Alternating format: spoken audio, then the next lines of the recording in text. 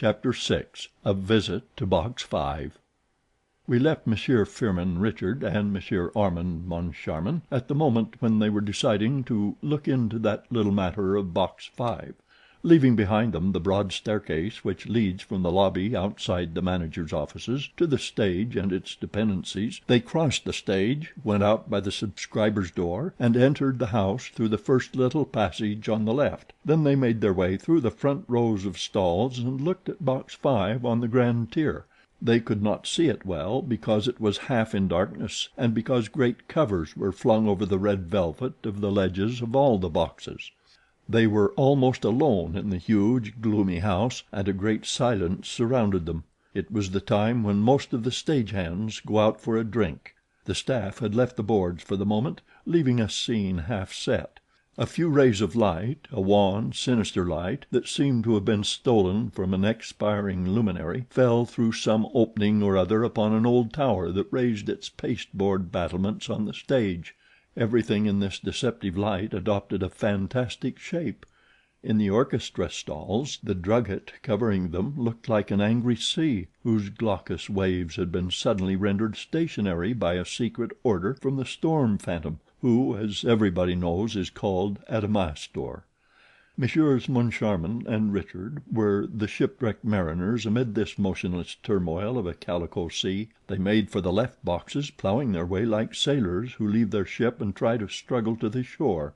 The 8 great polished columns stood up in the dusk like so many huge piles supporting the threatening, crumbling, big-bellied cliffs whose layers were represented by the circular, parallel, waving lines of the balconies of the grand, first, and second tiers of boxes.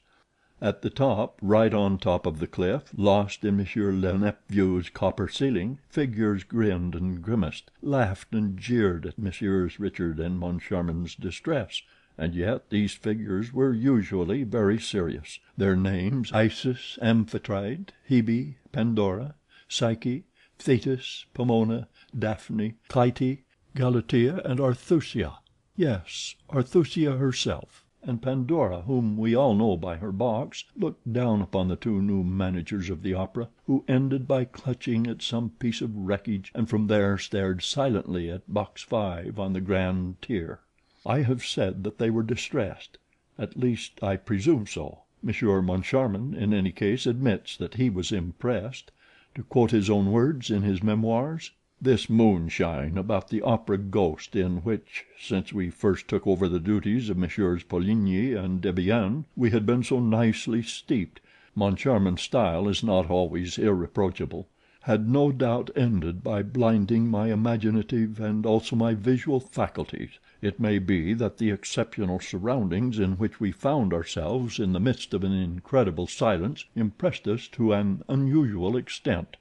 It may be that we were the sport of a kind of hallucination brought about by the semi-darkness of the theater and the partial gloom that filled Box 5.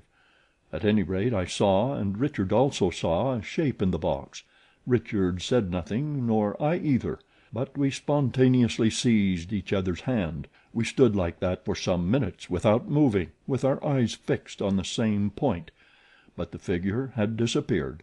Then we went out, and in the lobby communicated our impressions to each other and talked about the shape.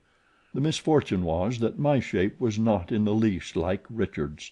I had seen a thing like a death's head resting on the ledge of the box, whereas Richard saw the shape of an old woman who looked like Madame Giry.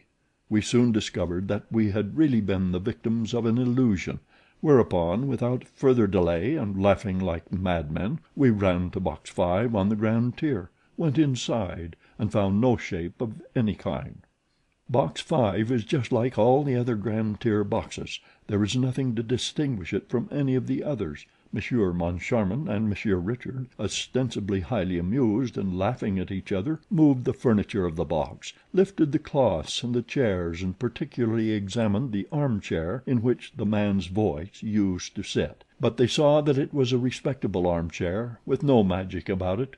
Altogether the box was the most ordinary box in the world, with its red hangings, its chairs, its carpet, and its ledge covered in red velvet. After feeling the carpet in the most serious manner possible, and discovering nothing more here or anywhere else, they went down to the corresponding box on the pit tier below. In box 5 on the pit tier, which is just inside the first exit from the stalls on the left, they found nothing worth mentioning either. "Those people are all making fools of us," Firmin Richard ended by exclaiming. "It will be Faust on Saturday. Let us both see the performance from box 5 on the grand tier." Chapter 7